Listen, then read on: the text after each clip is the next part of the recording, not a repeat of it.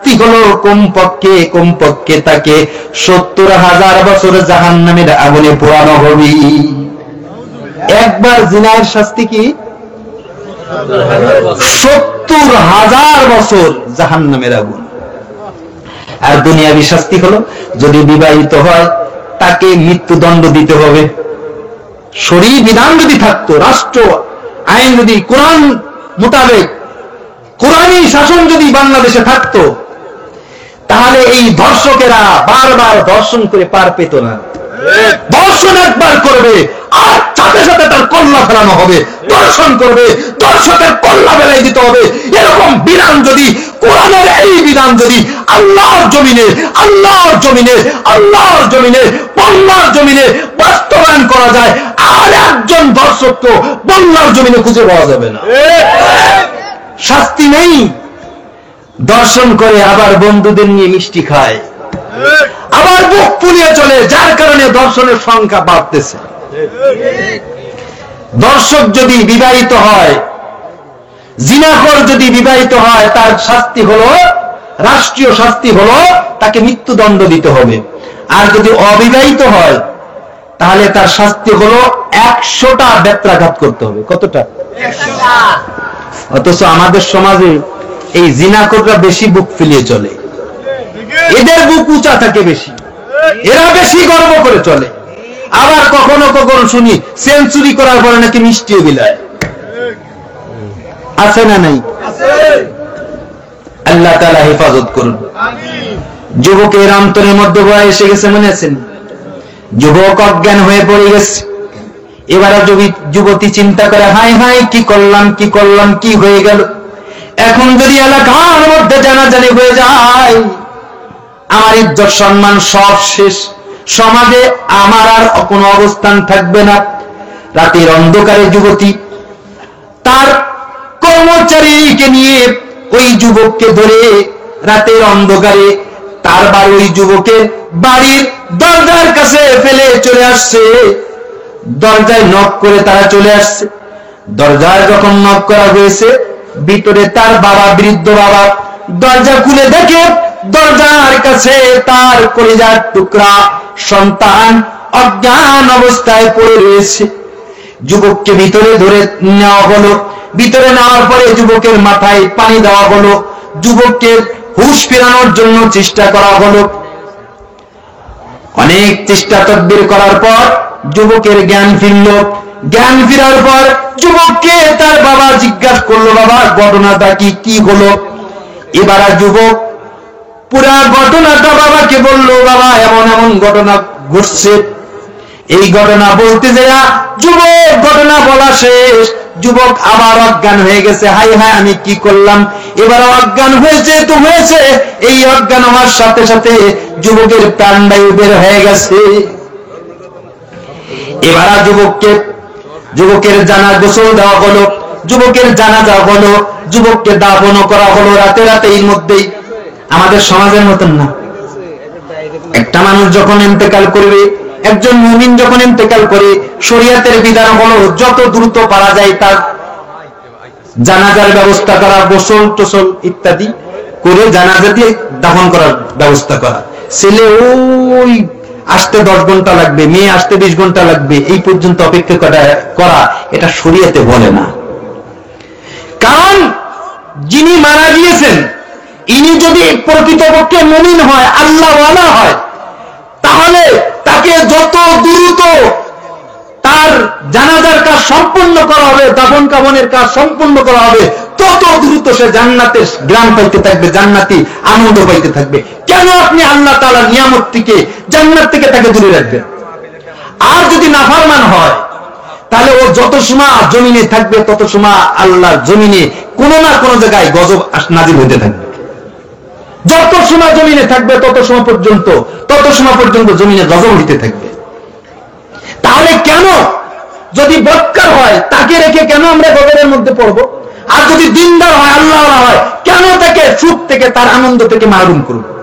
কথা বুঝেছেন? এই জন্য মৃত্যুবরণ করলে যত সম্ভব, যত দ্রুত পারা যায়, জানাজা গোসল দিয়া জানাজা করে দাফনের ব্যবস্থা করা। কিন্তু আমাদের সমাজে কত লাশকে সামনে নিয়ে লোকটা কেমন ছিল, অথচ সারা জীবন সুদ খেয়েছে, সারা জীবন সুদ খেয়েছে, বোনের হক নষ্ট করছে, ভাইয়ের হক নষ্ট করছে, ইমামরে গালি দিয়েছে, সমাজের মুরব্বী মানে নাই। এখন ভাই সবাই কয় লোক কেমন ছিল, খুব ভালো ছিল। আরে দাদা তোর এই ভালো তোর বলাতে কাজ হবে নাকি? হ্যাঁ, সারা জীবন আকাম কুকাম করছে, এখন সবাই ভালো বললে ভালো হয়ে যাবে? সারা জীবন করছে আকাম, আকাম আর কুকাম। আপনি ভালো বললেও কাজ হবে না, ভালো না বললেও কাজ হবে না। আর যদি সে আল্লাহওয়ালা হয়, যদি কারো হক নষ্ট না করে, কারোর সাথে বেয়াদবি না করে, আল্লাহর হুকুম মানে, আরে গোটা পৃথিবীর মানুষ, গোটা পৃথিবীর মানুষ যদি বলে সে খারাপ ছিল কিন্তু সে ভালো কাজ করছে, ঈমানের পথে চলছে, তাকওয়ার পথে চলছে, কোরআনের পথে চলছে, আল্লাহর বিধান মানছে, আরে দুনিয়ার গোটা দুনিয়ার মানুষ যদি বলে সে খারাপ, আল্লাহ বলে আরে তোরা গোটা দুনিয়ার পৃথিবীর মানুষ যদি বলিস খারাপ, তাতে কিছু যায় আসে না। আমার খাতায়, আমার দপ্তরে আমি আমার বন্ধু হিসেবে কবুল করে নিচ্ছি। সুতরাং ওই জানাজা সামনে রেখে মানুষ কেমন ছিল এটা বলার আগে আগে নিজে ভালো হয়ে যায়, ভালো হয়ে যায়, কারোর বলা লাগবে না ভালো ছিল না খারাপ ছিল। আর যদি খারাপ হন, ও বলাতেও কাজ হবে না, বলাতে কাজ হবে না। যা বলতেছিলাম মনে আছেনি, যুবকের জানাজা হলো, দাফনের ব্যবস্থা করা হলো। দাফন করার পরে ওমর ফারুক রাদিয়াল্লাহু তাআলা আনহু যেহেতু প্রিয় একজন ব্যক্তি ছিল, ওমর ফারুক রাদিয়াল্লাহু তাআলা আনহু সকালবেলা জানতে পারলেন ওই মসজিদে নববীতে যেই যুবক ইলমে দ্বীন অর্জন করতে, ইলমে দ্বীন শিখত, ওই যুবক ইন্তেকাল করেছে এবং তার দাফন কাফনের ব্যবস্থা হয়ে গেছে। এবার ওমর ফারুক রাদিয়াল্লাহু তাআলা আনহু তার খাদেমকে বলে, চলো যাই, যুবকের বাড়িতে যাব, তার বাবাকে, বৃদ্ধ বাবাকে সান্ত্বনা দিব এবং যুবকের কবর জিয়ারত করতে যাব। ওমর ফারুক রাদিয়াল্লাহু তাআলা আনহু তার সঙ্গীকে নিয়ে যুবকের বাড়িতে আইসা যুবকের বৃদ্ধ বাবাকে সান্ত্বনা দিলেন, সান্ত্বনা দিলেন। যুবকের বৃদ্ধ বাবাকে সান্ত্বনা দিয়া এবার যুবকের কবরের কাছে হযরতে ওমর ফারুক রাদিয়াল্লাহু তাআলা আনহু কবরের সামনে উপস্থিত। আমি মূল যেটা বলবো সেই ঘটনাটা, মূল যেই কথাটা বলবো সেটা সামনে। এবারে ওমর ফারুক রাদিয়াল্লাহু তাআলা আনহু কবরের সামনে দাঁড়াইয়া যুবককে সালাম দেয়। সালাম দেওয়ার পরে যুবককে সম্বোধন করে হযরত ওমর ফারুক রাদিয়াল্লাহু তাআলা আনহু বলেন, ও যুবক, তুমি চিন্তা করো না, চিন্তা করো না, আল্লাহ পাক রব্বুল আলামিন তোমার ব্যাপারে, তোমার সারি আল্লাহ পাক রব্বুল আলামিন বলেছেন, ওয়ালিমান খাফা মাকামা রাব্বিহি ওয়া নাগান, ওয়ালিমান খাফা মাকামা রাব্বিহি জান্নাতান। ও যুবক, আল্লাহ পাক রব্বুল আলামিন তোমার ব্যাপারে সুসংবাদ দিয়েছেন সূরাতুর রহমানের মধ্যে, ওয়ালিমান খাফা মাকামা রাব্বিহি জান্নাতান। আল্লাহ পাক রব্বুল আলামিন বলেছেন, যেই ব্যক্তি ময়দানে মাশরে আল্লাহ পাক রব্বুল আলামিনের সামনে দাঁড়াইতে হবে, এই ভয়ে যেই ব্যক্তি গুনাহ থেকে বাঁচবে, এই ভয়ে যেই ব্যক্তি সুদ ছেড়ে দিবে, এই ভয়ে যেই ব্যক্তি ঘুষ ছাড়বে, এই ভয়ে যেই ব্যক্তি জিনা ছাড়বে, এই ভয়ে যেই ব্যক্তি যাবতীয় পাপ থেকে বেঁচে থাকবে, আল্লাহ পাক রব্বুল আলামিন বলেছেন তার জন্য 2টা জান্নাত বরাদ্দ থাকবে। এই কথাটা বললেন কে?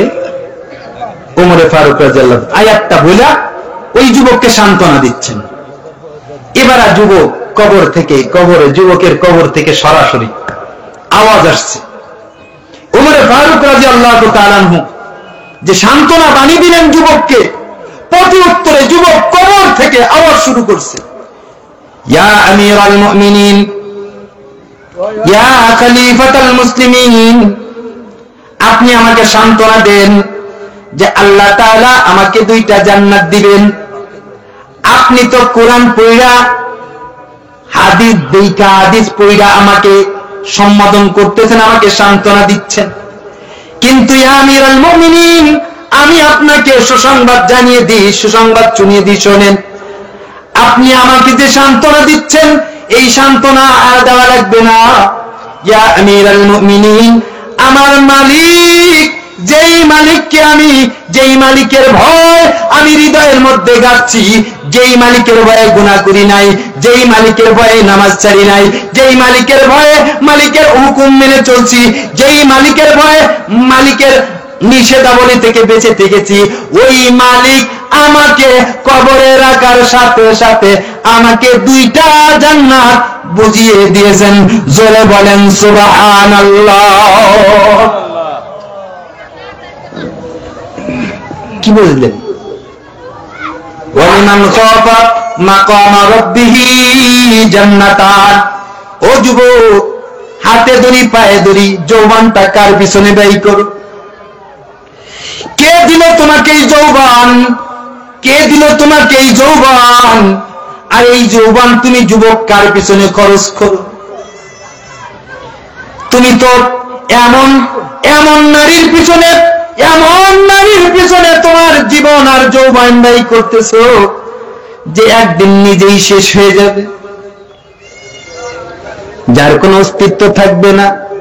তোমার জোকার মিসাল কামানি গুই কুই না না হুয়া কুই নানি গুই, কোমর জোকার মিসাল কামানি গুই কুই দাদা ওয়া কুই দাদি গুই।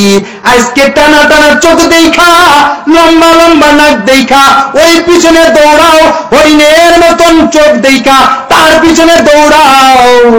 ও যুবক, আজকে যুবতীকে দেখতে সুন্দর লাগে, বেশি দিন দূরে নয়, আর কিছুদিন পরে ওই যুবতী কারোর নানি হবে, কারোর দাদি হবে, ঠিক না রে? ঠিক। আল্লাহু আকবার। যে নিজেই একদিন মারা যাবে, পচে যাবে, নষ্ট হয়ে যাবে, তার পিছনে তোমার জীবনটাকে শেষ করো না, বরং তোমাকে জীবন যে দিয়েছে তার পিছনে তোমার জীবন ব্যয় করো। जो खुद ही मरने वाले उस पर न जान देना, जो खुद ही मरने वाले उस पर न जान देना, जिसने जिंदगी को उस पर ही जान देना, जो खुद ही मरने वाले उस पर न जान देना, जिसने जिंदगी को उस पर ही जान देना। बांग्ला के रहने वाले उल्फत करो खुदा से, सुन्नत जान देकर इनाम लो खुदा से। बांग्ला के रहने वाले उल्फत करो खुदा से, सुन्नत जान देकर इनाम लो खुदा से। এবার এদিক খেয়াল করেন, আমার দিক খেয়াল করেন, আমি কথা শেষ করে দিচ্ছি। কি বলতেছিলাম ভাই? আমি আর 2 মিনিট কথা বলে আপনাদের একটা কথা বলতেছি, 2 মিনিট। আমি বলেছিলাম জান্নাতে যাওয়ার জান্নাতীদের 2টা গুণ। কয়টা গুণ? 2টা গুণ। 1 নম্বর গুণ হলো ওয়া আম্মা মান খাফা মাকামা রাব্বিহি। 1 নম্বর জান্নাতীদের 1 নম্বর গুণ হলো, যেই ব্যক্তি আল্লাহ তাআলার সামনে কিয়ামতের ময়দানে, ভাই বিরিয়ানি পাবেন আপনি, আপনাদের দেওয়া, আপনাদের জন্যই করা হয়েছে। এটার জন্যই অনেক আগে আপনাদেরকে ছেড়ে দিতাম, আমি বয়ানে উঠতাম না। এগুলো প্রস্তুত করতে একটু দেরি হচ্ছে, যার কারণে আপনারা জানেন আমি মাগরিবের পরে বয়ান করেছি, মাগরিব থেকে ঈশা পর্যন্ত। আমার নিজের মাহফিল এটা, জাফরাবাদ আমার নিজের জায়গা। আমি দীর্ঘ 12টা বছর আপনাদের মাঝে, সুতরাং জাফরাবাদ আমার দূরের কিছু না, আমি এখানে দাওয়াতি মেহমান না। আমার মাহফিল এখানে বিশৃঙ্খলা হলে আমারই কষ্ট লাগবে, আমারই কষ্ট লাগবে, এজন্য আমি রয়ে গেছি। তো আপনাদের এইগুলো তৈরি করতে আমাদের একটু সময় লাগতেছিল। ভাই আমার দিকে তাকান, আপনি ওদিকে তাকাইলেও 1 প্যাকেট পাবেন, না তাকাইলে 1 প্যাকেটই পাবেন। 2 প্যাকেট দিব না আপনাদের, 2 প্যাকেট আপনি পাবেন না। সুতরাং ওই দিকে 2 প্যাকেটের জন্য তাকায়েন না। যারা তাকাবেন বসে ডবল নেওয়ার জন্য চিন্তা করতেছেন, দিচ্ছে বলতেছি, সব হচ্ছে, সব হচ্ছে। ওদিক তাকায়েন না, ওদিক ভাই ওদের দিচ্ছি, সিরিয়াল দিচ্ছি। 1 নম্বর কথা হলো, ময়দানে মাশরে আল্লাহ তাআলার সামনে আমার দাঁড়াইতে হবে, আমার গোটা জীবনের হিসাব দিতে হবে, এই ভয় যার মধ্যে থাকবে। 1। 2 নম্বর ওয়ানাহান নাফসা আনিল হাওয়া। নফস সবসময় চায় ওই নারী যায় ওর দিকে তাকা, টিভিতে কি যেন চলে ওদিকে তাকা, একটা মিথ্যা কথা বল, একটা আকাম কুকাম কর, একটু বাবা খা, একটু মা খা, একটু দাদা খা, কথা কয় না, কথা কয় না, একটু এ কর, একটু তা কর, একটু ইফটিজিং কর, সামনে পাশ দিয়ে মেয়ে হেঁটে যাচ্ছে শীত দে, নফসে কয়। কিন্তু আল্লাহ পাক রব্বুল আলামিন বলে, যুবক তোর নফসে চায় নারীর দিকে তাকাইতে, তোর নফসে চায় গুনাহ করতে, কিন্তু তুই নিজেকে বিরত রাখিস। এই দুইটা কাজ যেই ব্যক্তি করতে পারবে, নফসকে ফিরাইতে পারবে, আল্লাহ তাআলা বলেন আমি ওয়াদা করলাম, আমি ওয়াদা করলাম, আমি ওয়াদা করলাম, ফাইনাল জান্নাতা হিয়াল মাওয়া, জান্নাত তোর ঠিকানা, জান্নাত তোরই ঠিকানা, তোর জন্য জান্নাত বানিয়েছি। তোর মৃত্যুবরণ করতে দেরি আছে বান্দা, আমার তোকে জান্নাত দিতে দেরি নাই। তুই মইরা যা, আমি তোকে জান্নাত দেখায় দিব। মইরা যা, মরতে দেরি আছে, আমি আল্লাহ তোকে জান্নাত দিতে দেরি হবে না। আল্লাহ পাক রব্বুল আলামিন যেই কথাগুলো বললাম আমাকে আপনাকে সকলকে কথাগুলোর উপর আমল করার তৌফিক দান করেন। এই দুইটা মেসেজ নিয়ে যাব, আমার হৃদয়ের মধ্যে আখিরাতের ভয় ঢুকাবো এবং নফসে বলবে গুনাহ করতে আমি গুনাহ করব না। রাজি আছি তো ইনশাআল্লাহ তাআলা? তাহলে কিন্তু সুদ খাওয়া যাবে না। যারা সুদ খান তারা হাত উঠাবেন না, যারা সুদ কালকে ছাড়তে পারবেন না তাদের উঠানোর দরকার নেই, যারা দাড়ি বড় করতে পারবেন না কালকেও দাড়ি ছাড়বেন তাদের হাত উঠানোর দরকার নেই। কিন্তু যারা মনে করেন আমি আর দাড়ি জীবনে কাটবো না, আল্লাহ রাসূলের দুশমন হব না, তারাই হাত উঠাবেন, তারাই হাত উঠাবেন, তারাই হাত উঠাবেন। নারায়ে তাকবীর। মাশাআল্লাহ ভাই, দয়া করে একটু, অনেকে মাশাআল্লাহ বুঝে গেছে, বুঝছে, একটু কাতার দিয়ে বসে যান, বিশৃঙ্খলা কেউ করবেন না। আপনাদেরকে দিয়ে দাও, শোনেন এটা দিবেন কখন, কখন দেবেন, মুনাজাতের মাঝখানে দেওয়া যাবে না। এটা দিলে আমি একটা কথা বলবো, আপনার লাখ লাখ টাকা খরচ করে মাহফিল করলেন, মাহফিলের মূল হলো দোয়া, কবরবাসী দোয়ার মধ্যে এগুলো দিলে দোয়ার রহমত হয়, দোয়া কবুল হয়।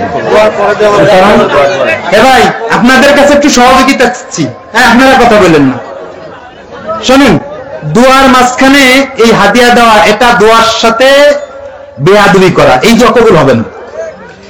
আজকে এত কষ্ট করে এত দীর্ঘ রাত পর্যন্ত আমরা থাকলাম, 5টা মিনিট ধৈর্য ধরে দোয়া করতে পারবো না? দোয়ার পর দোয়া হবে, দোয়ার পরে আদবের সাথে, আদবের সাথে সুশৃঙ্খলা ভাবে আপনারা বসে যাবেন, আপনাদের সবার কাছে পৌঁছে দেওয়া হবে। বিশৃঙ্খলা কেউ করবেন না তো? অনুরোধ করে বলতেছি, করবেন না তো কেউ? আল্লাহ তাআলা আপনাদের সবাইকে এই মজমা থেকে গুনাহ মুক্ত অবস্থায় আল্লাহর ওলি হয়ে কবরে যাওয়ার তৌফিক দান করুন। আমরা একটু মুখোমুখি হইয়া একটু বসে দেন, এরপর দোয়া হবে। মুখোমুখি হয়ে বসেন, একটু মুখোমুখি হয়ে বসেন।